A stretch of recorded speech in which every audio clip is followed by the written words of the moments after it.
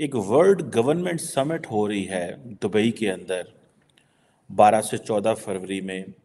वहाँ पे Narendra Modi as a guest of honour जा रहे हैं।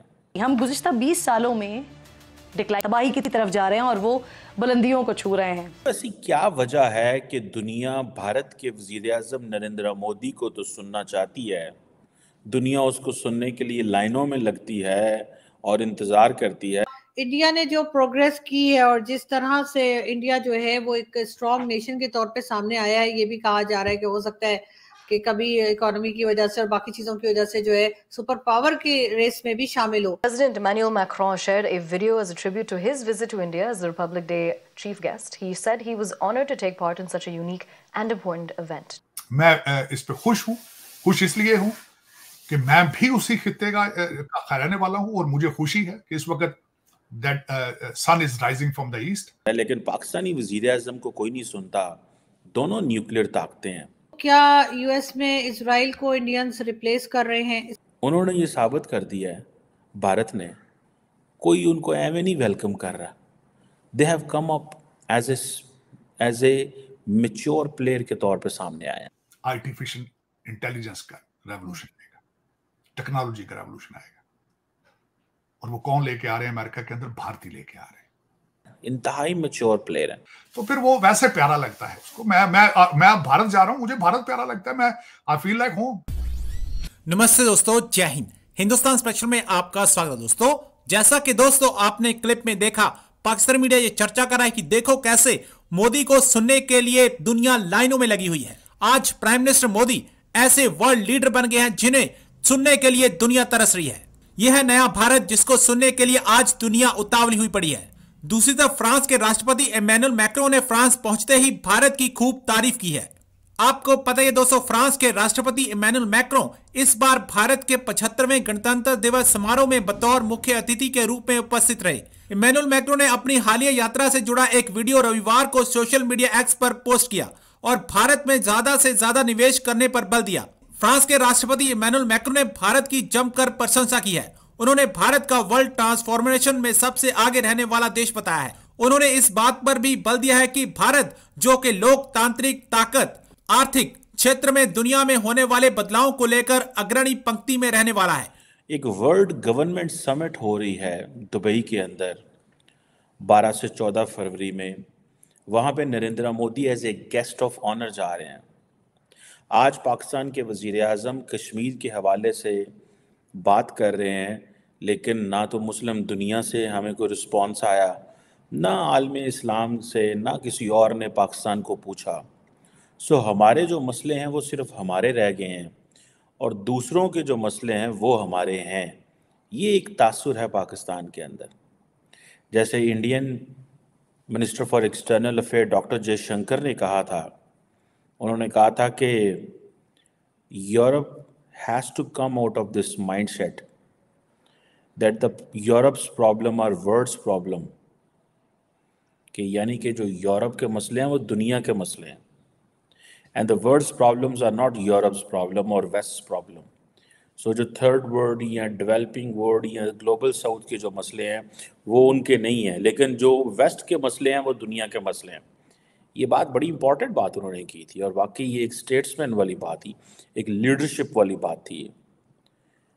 नरेंद्र मोदी इस वर्ल्ड जो गवर्नमेंट समिट है as a guest of honour जा रहे हैं। कहा जाता है जी बड़ी प्रेस्टिजियस समिट है, 2018 से ये चल रही है और उसमें पॉलिसी मेकर्स, एक्सपर्ट्स और सारे आ रहे हैं।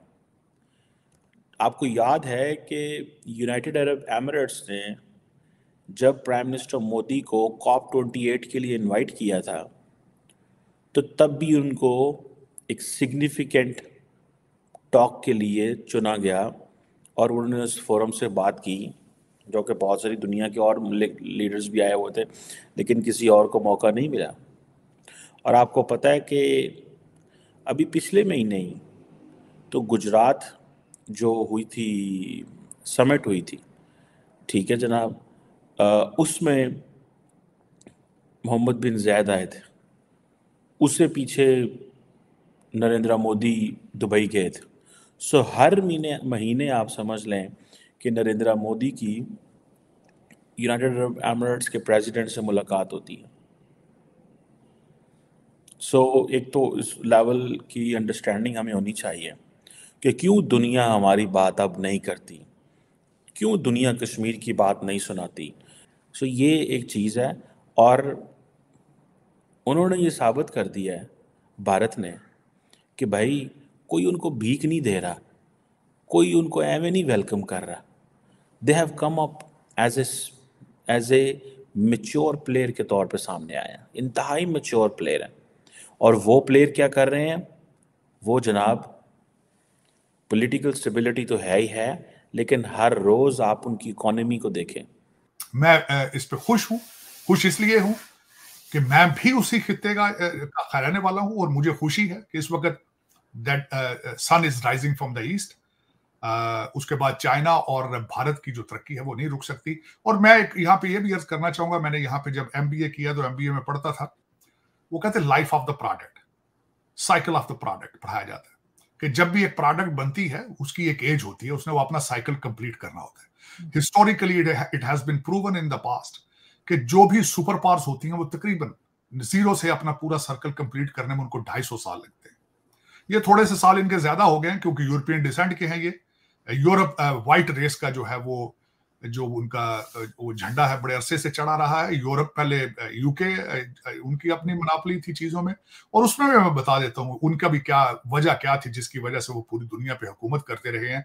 आपने वाइकिंग को देखा होगा, आपने UK को भी मैं बताता हूँ, छोटे छोटे आइलैंड हैं, उनकी जरूरत थी, सर्वाइवल थी कि वो नई लैंड को जब तक ना ढूंढें, उसको कल्टीवेट ना करें, उसको पोजेस ना करें तो वो सर्वाइव नहीं कर पाएंगे। लेकिन जब वो निकलते थे बाहर किश्तियों पे अपने, तो 2-4 चीजें उनके DNA में आ जाती थी। एक तो वो अच्छे सेलर बन जाते थे, दूसरे अच्छे ट्रेडर बन जाते थे, जब जबानें सीखते थे, लोगों के साथ ट्रीट करते थे, डिप्लोमेसी सीख जाते थे। जिस तरह उसकी सबसे बड़ी मिसाल है कि भारत को कॉलोनी बनाया ईस्ट इंडिया कंपनी ने, नॉट गवर्नमेंट, एंटरप्राइज, ट्रेड के लिए गए थे। तो उनको they became good diplomats and tradesman. तो उस वजह से उनका सर्वाइवल था, वो चीजें थी। हमारा भी इस वक्त मैं जो भारत की तरक्की देख रहा हूं, उसके पीछे मुझे चाणक्य, उसके पीछे मुझे टेक्सला यूनिवर्सिटी, उसके पीछे मुझे मोहनजोदाड़ो, उसके पीछे मुझे इंडस सिविलाइजेशन नजर आ रही है कि इंडस सिविलाइजेशन कितनी कदीम थी। लेकिन अफसोस के साथ कि हमने उसको आगे ले जाने में काफी देर लगाई, लेकिन चले पहुंच तो रहे हैं। लेकिन हमारी देर में सबसे ज्यादा जो ज्यादतियां हमारे साथ होती हैं वो फॉरेन इन्वेडर करते रहे हैं आके।